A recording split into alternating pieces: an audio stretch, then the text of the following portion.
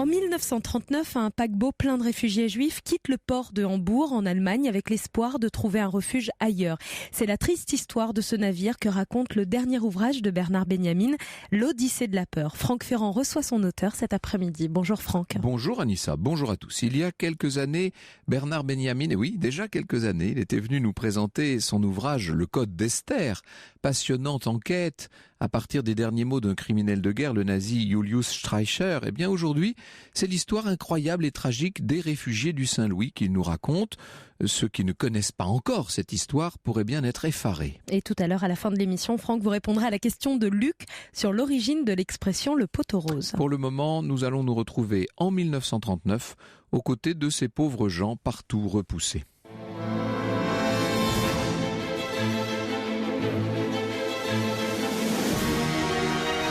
Europe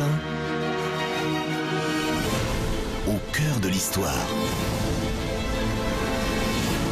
Franck Ferrand.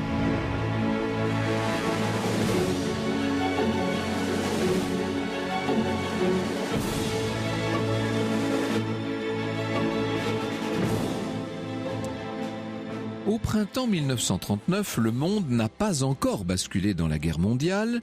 Ce n'est plus qu'une question de mois, vous me direz, de semaines. Le sort réservé aux Juifs par le régime hitlérien, en revanche, n'est plus un secret pour personne. C'est dans ce contexte terrible que plus de 900 Juifs vont s'embarquer à bord d'un paquebot du Saint-Louis. C'est leur dernier espoir de fuir l'antisémitisme du Reich et la perspective d'une déportation. Ce voyage du dernier espoir, en vérité, va se muer en une tragique odyssée. Revenons donc à ce samedi 13 mai 1939. En fin d'après-midi, il fait beau, il fait même chaud, sur le quai du port de Hambourg. 899 passagers, dont 400 femmes et enfants, viennent de prendre possession de leur cabine à bord d'un paquebot transatlantique, un paquebot magnifique, le Saint-Louis. Certains montent sur le pont, vous savez comment on fait, ce sont les adieux, le départ est imminent. Bernard Benjamin, dans l'Odyssée de la peur, nous le raconte. Les hommes, dit-il, ont le visage grave. Les femmes ont du mal à réprimer quelques larmes. Et les enfants pensent déjà aux parties de cache-cache que le bateau va leur offrir. Et c'est vrai que c'est une merveille, ces grands navires. Lorsqu'on est enfant, c'est comme une sorte de grand jouet. C'est Blaise Cendrars qui disait cela. La plupart des passagers sont donc des Juifs.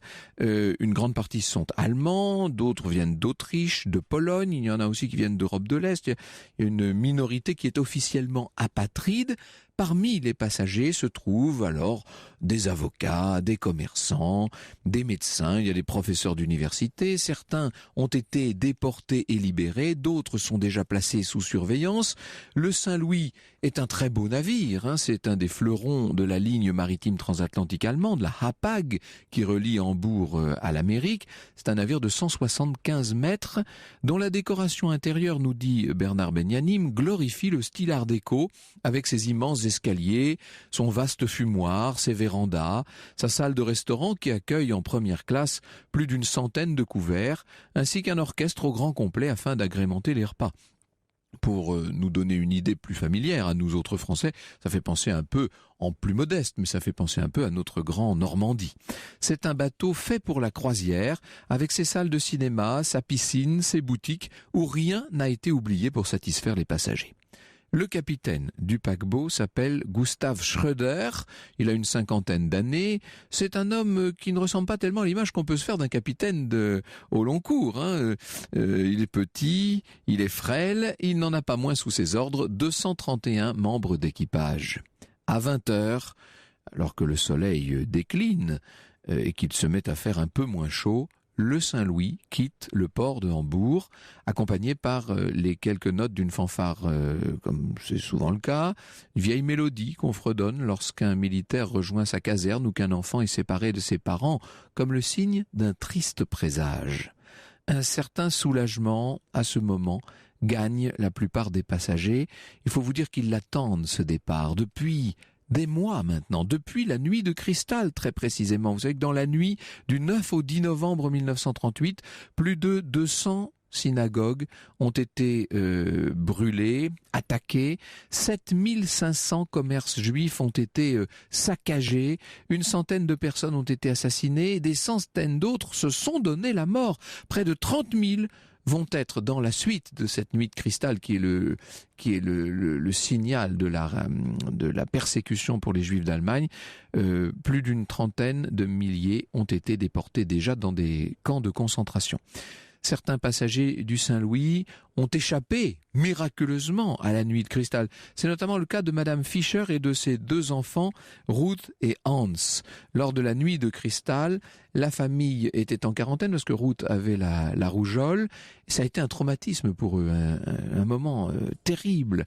Elle a fait prendre conscience, cette nuit de cristal a fait prendre conscience à de nombreux Juifs de l'obligation, de la nécessité de fuir ce pays, de fuir le Reich nazi, malgré les difficultés administratives posées évidemment par les Allemands. Alors, lorsque le consulat de Cuba à Hambourg a mis en vente des permis de débarquer assortis d'un billet pour le Saint-Louis, certains se sont dit que c'était la solution. Et ils ont été nombreux, en vérité, à s'inscrire. Certains se sont ruinés pour financer ce voyage parce que c'est un voyage très coûteux. La plupart des passagers n'ont qu'un objectif, au-delà de Cuba, c'est rejoindre les États-Unis. Mais il va d'abord falloir faire escale à Cuba et attendre que les quotas américains permettent d'entrer aux États-Unis. Vous savez que le système d'immigration aux États-Unis est extrêmement rodé, huilé. Dans la nuit du 13 mai, une cloche retentit à bord du Saint-Louis. Elle annonce le premier service du dîner. Les passagers descendent donc au restaurant.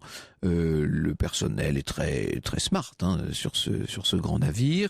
En passant dans la salle de bal de première classe, les passagers remarquent même que le portrait de Hitler a été décroché. C'est un signe d'élégance envers ces passagers juifs.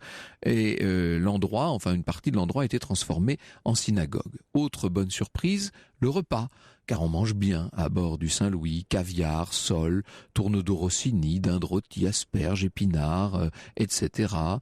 Des pêches de Californie, une glace à la framboise, des fromages de Hollande, etc. Nourriture abondante, bien entendu. 2 jours plus tard, le grand paquebot allemand fait son entrée en rade de Cherbourg. 38 personnes montent à ce moment-là à bord du navire et désormais, on a donc à bord 937 passagers, des passagers qui commencent à se décontracter. Vous savez, le départ était le moment angoissant et maintenant on est à bord, on est en route vers la liberté sur ce paquebot très luxueux. Alors les piscines commencent à s'animer et les ponts promenades, même si certains ont le mal de mer, évidemment, comme toujours sur ce genre de navire, il n'empêche. Le confort, le luxe sont là, ils sont rassurants. Ils sont rassurants, mais évidemment, ce n'est qu'un leurre. Et bientôt, tout cela va se révéler dérisoire. Très des voyages tziganes de Sarrazat à l'instant sur Europe 1. Restez avec nous. Dans un instant, Franck Ferrand remonte sur le Saint-Louis, ce paquebot allemand à bord duquel des centaines de juifs allemands ont quitté l'Allemagne nazie. C'était au printemps 1939. Franck Ferrand, 14h, 15h sur Europe 1. Au printemps 1939, plus de 900 juifs allemands quittent l'Allemagne à bord du Saint-Louis, ce paquebot en direction de la Havane. Un voyage qui avait bien commencé, Franck. Oui, sauf que dans la soirée du 23 mai 1939, on sent quelque chose de malsain à bord. Ça fait 10 jours que le Saint-Louis est parti d'Hambourg et certains passagers ont remarqué que le navire a ralenti. Et à 23h, les machines se sont totalement arrêtées. La raison n'a pas été révélée à tout le monde. En vérité, on vient d'inhumer, si l'on peut dire, un homme. On a abandonné, en tout cas, à la mer, le corps du professeur Moritz Weiler, qui était malade du cœur, et qui n'avait pas pu bouger de sa couchette depuis le départ de Hambourg. Et finalement, il est mort. Moins d'une demi-heure après ses obsèques, les passagers sursautent, des sirènes d'alarme sonnent à 3 reprises. Un homme à la mer. Alors, les moteurs sont de nouveau mis en panne. On se met même à faire machine arrière. Des passagers se précipitent sur le pont. Les gens sont en pyjama, évidemment. Un membre d'équipage, un aide cuisinier dépressif, vient de se jeter à l'eau.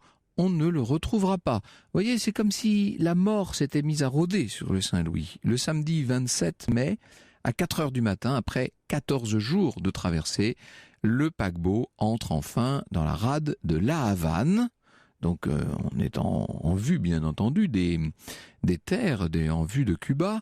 Sur le pont, nombreux sont ceux qui ont sacrifié quelques heures de sommeil pour voir cette arrivée, pour vivre, pour ne pas manquer ce moment de passage à la liberté, si vous voulez. Il fait déjà très chaud, hein, même si on est aux petites heures du matin. Les passagers aperçoivent les quais, les avenues éclairées, il y a là les palmiers, les cocotiers de Cuba. On commence à reprendre espoir, à se dire que c'est une nouvelle vie qui va commencer. Dans sa cabine, le capitaine Schröder est moins rassuré. Il sait que des espions allemands ont embarqué sur le Saint-Louis, chargés de récupérer à Cuba un certain nombre d'informations concernant l'armée américaine. Et évidemment, on est dans une période de telle tension. Encore une fois, on est en mai 1939. On est à deux doigts du basculement dans la guerre. Et inutile de vous dire que les services d'espionnage et de contre-espionnage sont partout sur les dents. Depuis le départ de Hambourg, les télégrammes de la compagnie laissent entendre que les passagers ne pourront pas débarquer. Le capitaine a gardé ça pour lui pour le moment. Il l'a simplement dit à un comité de 6 passagers chargés de faire la liaison avec les voyageurs. Déjà les valises ont été sorties des cabines, raconte Bernard Benjamin, prêtes à être transportées à terre. Les 8 ponts du Saint-Louis sont à présent envahis de centaines d'hommes et de femmes qui se congratulent, qui chantent et dansent de joie. C'est la fin du voyage et du cauchemar, l'espoir d'un avenir meilleur avec une garantie en or, tout un océan protecteur entre l'Amérique et l'Allemagne. Certains pleurent, d'autres les consolent. Toute la tension embarquée à Hambourg disparaît doucement dans les eaux caribéennes. Les enfants continuent à jouer, tournant autour des grandes personnes à grand renfort de cris et de rires, indifférents à l'émotion de leurs parents. Eh oui, sauf que le Saint-Louis ne va pas aller plus loin. Il s'immobilise en plein milieu de la rade de La Havane, moteur à l'arrêt, alors que se passe-t-il ? Les passagers se posent des questions. Les visas sont en règle pourtant. Les permis de débarquer ont été tamponnés. Alors qu'est-ce qu'on attend ? Personne ne comprend. 2 bateaux à moteur s'approchent. Dans l'un d'eux se trouvent des douaniers et dans l'autre des médecins. L'un des passagers, Éric Dublon, va noter « Très vite, les douaniers sont montés à bord. On nous a annoncé que le débarquement était reporté, que nos documents n'étaient pas en règle. Le nom de Triscornia a circulé. Renseignement pris, il s'agirait d'un camp spécialement conçu pour accueillir momentanément les réfugiés avant de les répartir. Dans tous les cas, c'est confirmé, nous ne pouvons pas débarquer immédiatement. Certains disent que c'est à cause de la Pentecôte, que nous sommes samedi, que c'est férié, alors demain peut-être. » Les médecins sont chargés d'examiner les passagers du bateau pour vérifier bien entendu que personne n'a de maladie grave. L'examen est rapide, pas plus de 45 secondes par personne et aucune mise en quarantaine n'est décrétée. La nuit qui suit, les passagers sont très tendus. Vous imaginez l'angoisse qui est en train de s'instiller à bord, bien entendu. Il fait très chaud, plus de 25 degrés. Il y en a beaucoup qui sont maintenant sur les ponts pour essayer de prendre l'air. La plupart sont très impatients et surtout très inquiets. Au matin du dimanche 28 mai, il fait déjà plus de 25 degrés.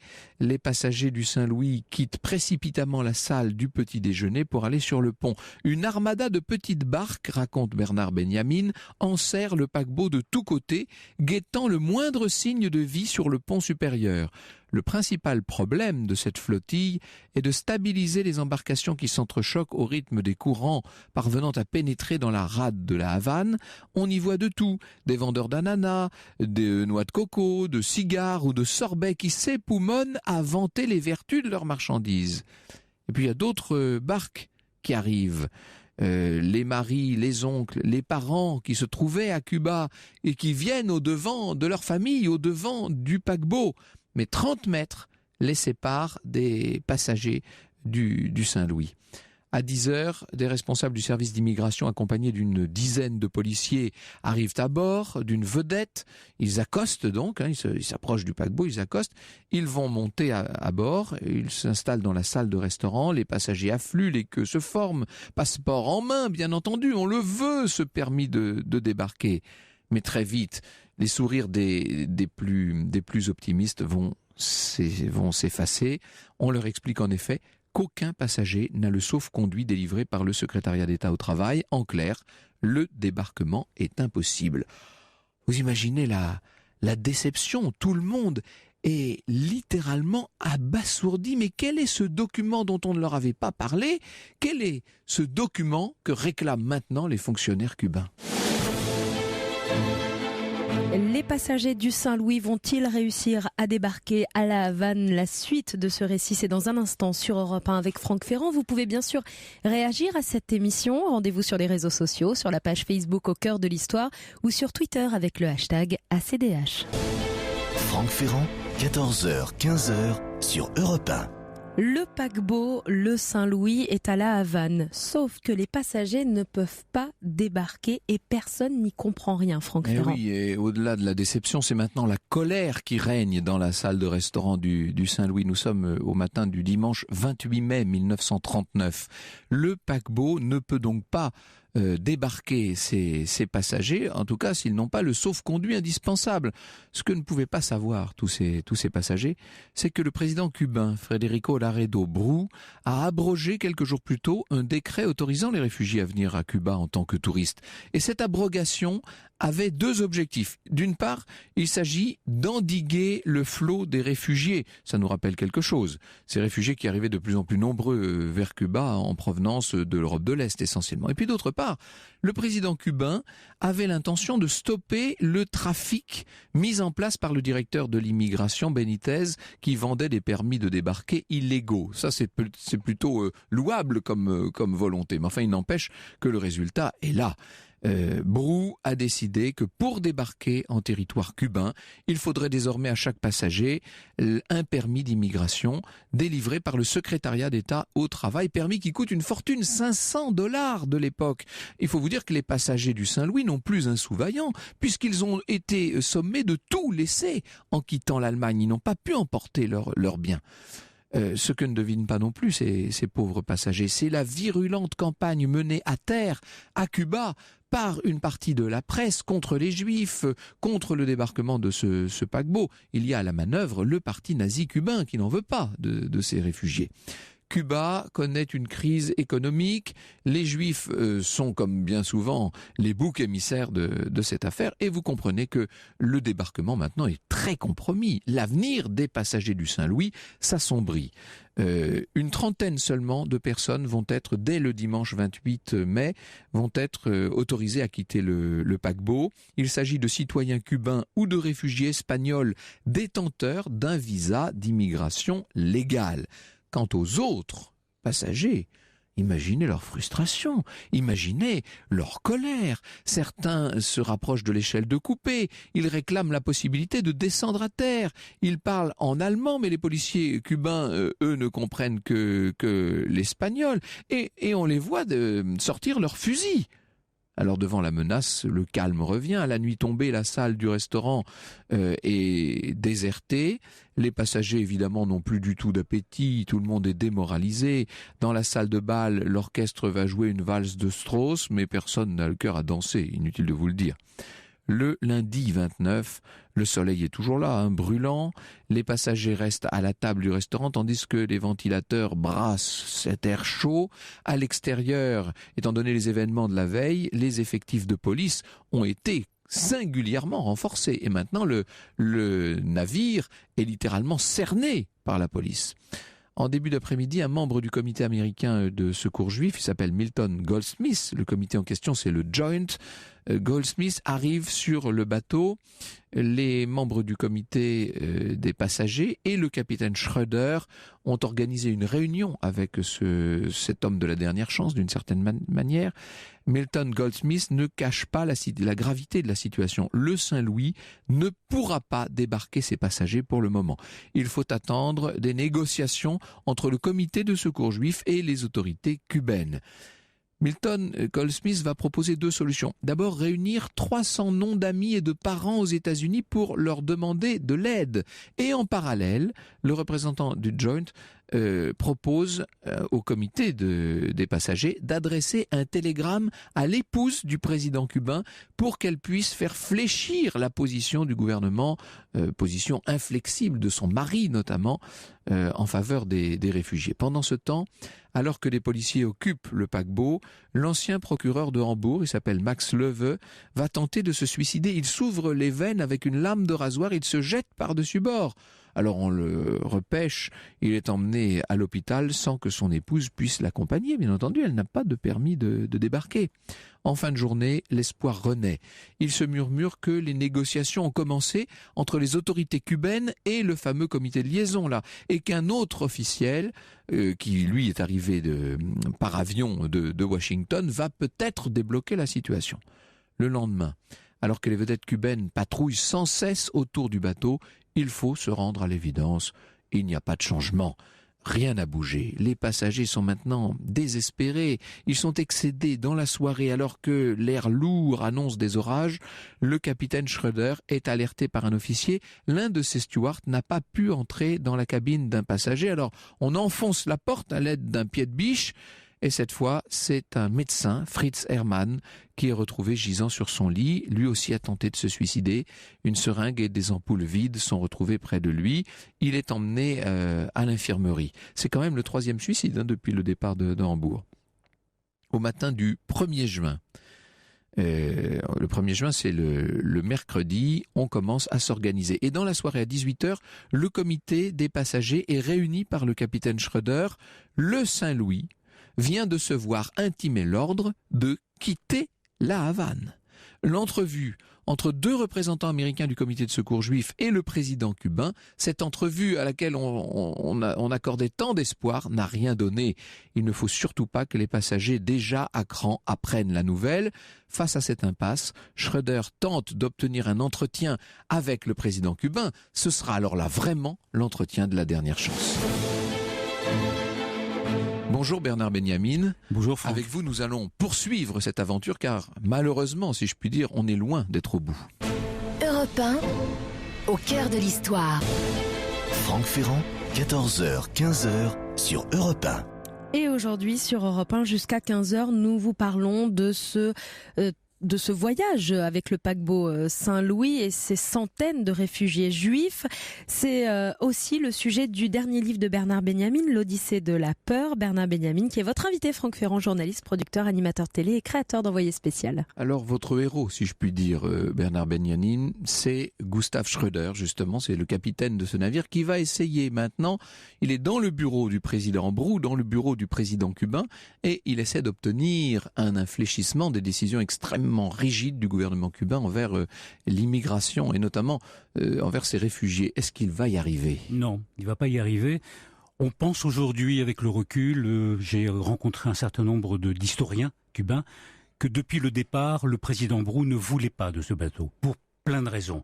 Il n'en voulait pas et il va rester inflexible. Et donc il va dire au capitaine Schröder, partez, quitter les eaux territoriales cubaines et à ce moment-là, je veux bien me réunir avec vous une dernière fois et décider de ce que l'on fait sur ce cas-là. Et c'est exactement ce qui va se passer.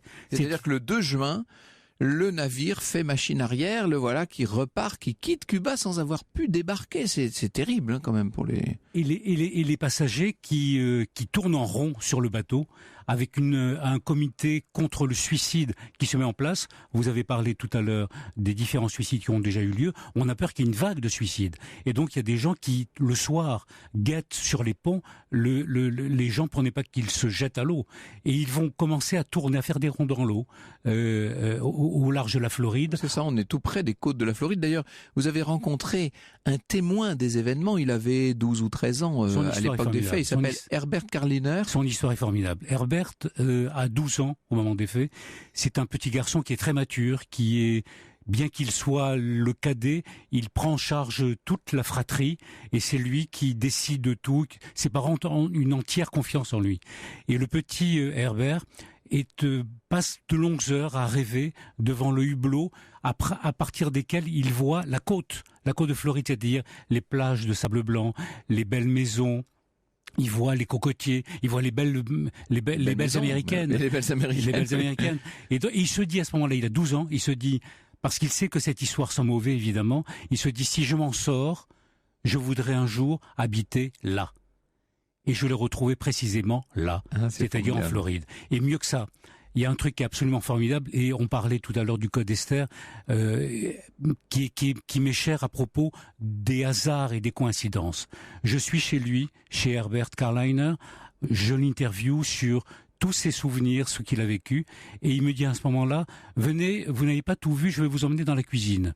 Et il se lève, il prend son déambulateur, parce qu'il a près de 90 ans, et il m'emmène dans la cuisine. Et dans la cuisine, je découvre qu'il y a un hublot. C'est-à-dire qu'aujourd'hui, Herbert voit à travers un hublot les bateaux qui croisent le long des côtes de Floride. C'est-à-dire, c'est le contre-champ de ce que lui a vécu 70 ans auparavant. C'est une histoire vraiment extraordinaire. On peut lui souhaiter longue vie. Il a 89 ans encore. Oui. Alors, le navire, pour l'instant, fait des ronds dans l'eau. Personne n'en veut parce que c'est vrai que le gouvernement cubain s'est montré incroyablement fermé après avoir donné quand même des garanties par l'intermédiaire de son consulat en Allemagne. Mais maintenant, ce sont tous les gouvernements américains, l'un après l'autre, le Canada, les États-Unis, les différents pays d'Amérique du Sud, qui vont également faire preuve d'une grande fermeté. Oui, puisqu'on est en Floride, au large de la Floride, on va demander d'abord à l'Amérique de Roosevelt. Roosevelt est un grand président. On va lui demander s'il veut bien accueillir quelques 900 et quelques passagers. La réponse est non. Après, on demande au Canada. Le Canada a une réponse formidable à travers la voix de son ministre de l'immigration. On lui demande combien vous allez prendre de juifs émigrés. Et le ministre répond « None and it's too many ». Aucun et c'est déjà beaucoup. Ensuite, on demande à tous les gouvernements d'Amérique centrale, c'est non. Tous les gouvernements d'Amérique latine, c'est non. Pour une seule raison, c'est que tous, si Washington avait levé le petit doigt, avait dit d'accord, tout le monde les aurait accueillis. Sauf que Washington ne fait rien. Alors c'est quand même extravagant, parce que l'Amérique de l'époque, c'est l'Amérique du président Roosevelt, qu'on imagine toujours tellement ouverte en général, et particulièrement ouverte aux Juifs, a priori. Pas vraiment. Mais pas non, vraiment. La preuve ?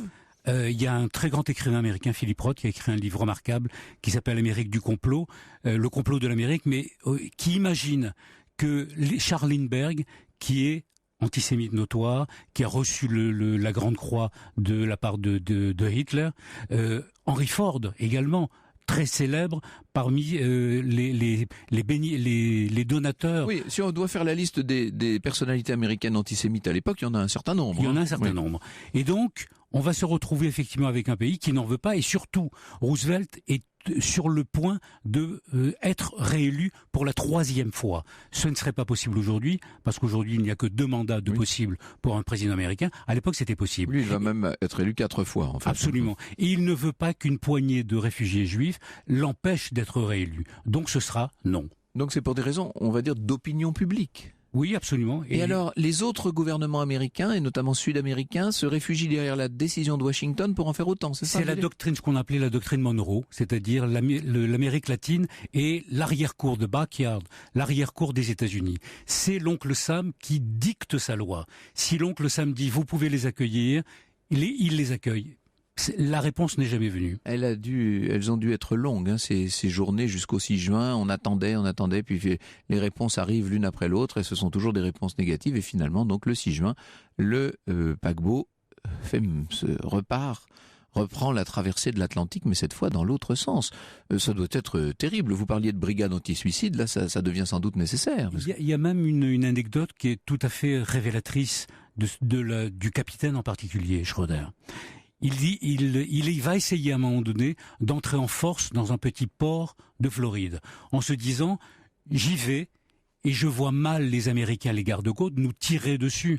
Le problème, c'est qu'au moment où il pénètre dans ce petit port, il y a immédiatement une flottille qui se met en marche avec des hélicoptères qui sortent d'on ne sait où et qui empêchent le bateau d'avancer.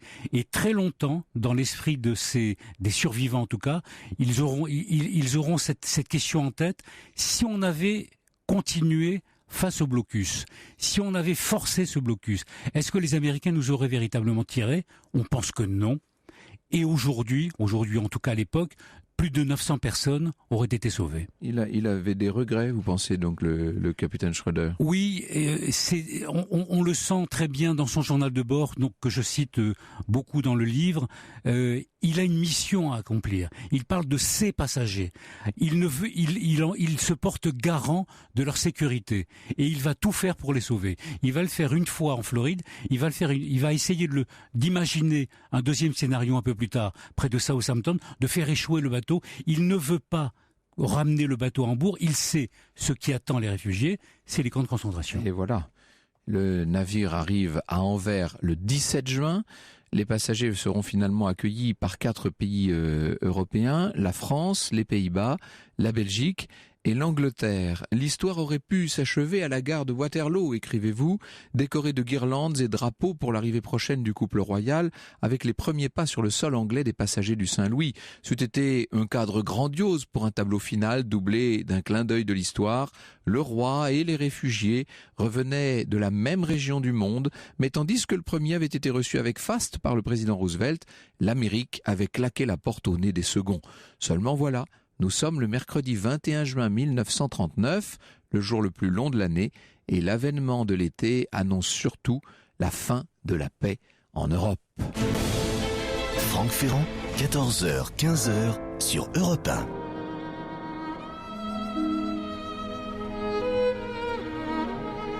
Franck Ferrand, cet après-midi, vous nous racontez le voyage du Saint-Louis, ce paquebot allemand à bord duquel plusieurs centaines de juifs allemands ont quitté l'Allemagne nazie.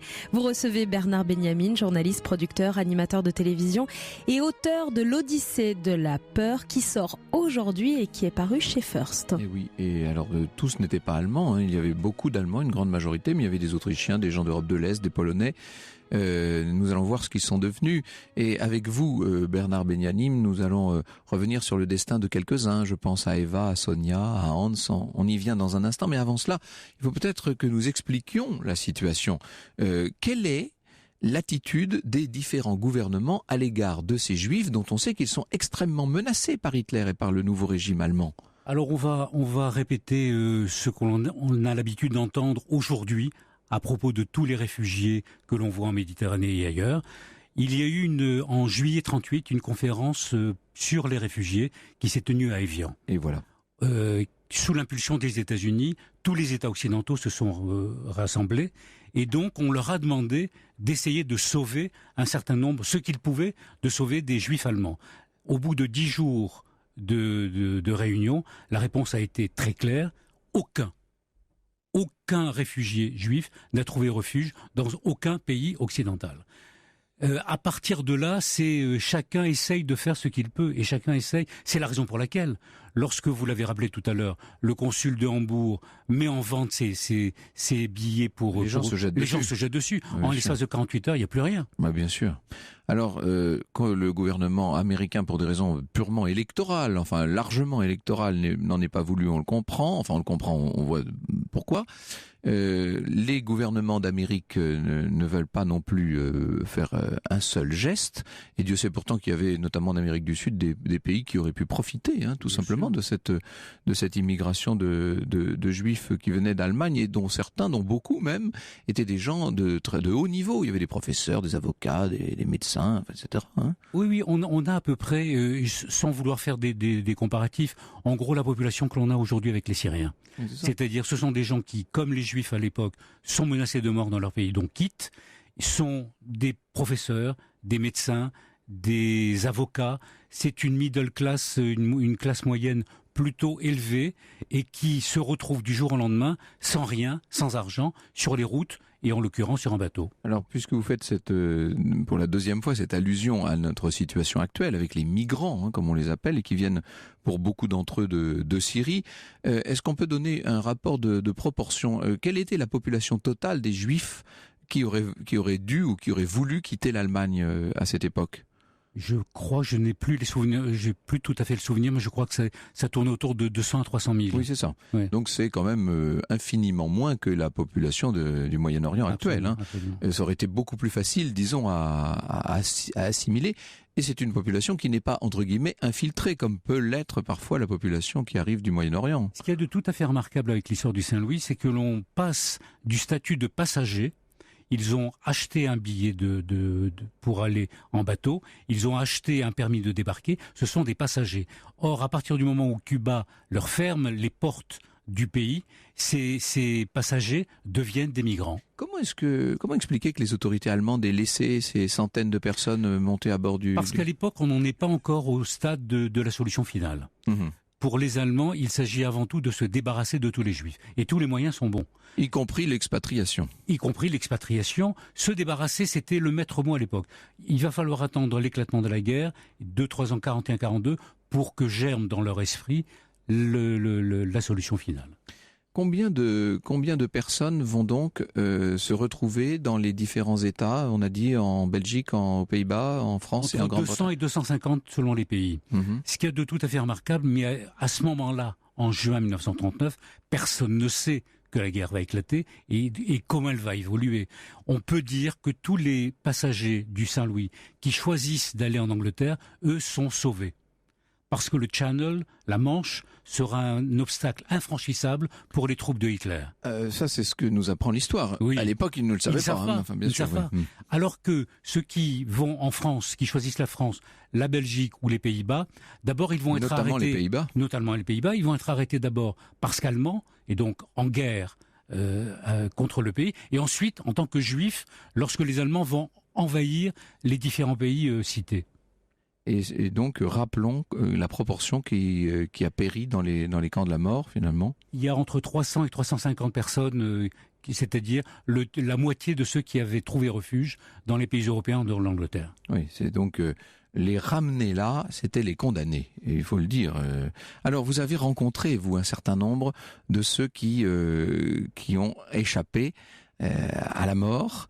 Je pense à Eva, notamment, qui était toute petite, qui était un bébé à l'époque. Était un bébé. Alors, ce qu'il y a de tout à fait remarquable, c'est qu'étant un bébé, elle n'a aucun souvenir. En revanche, toute sa vie a été bercée, rythmée par l'histoire du Saint-Louis avec ses parents. On ne parle que de ça à la maison.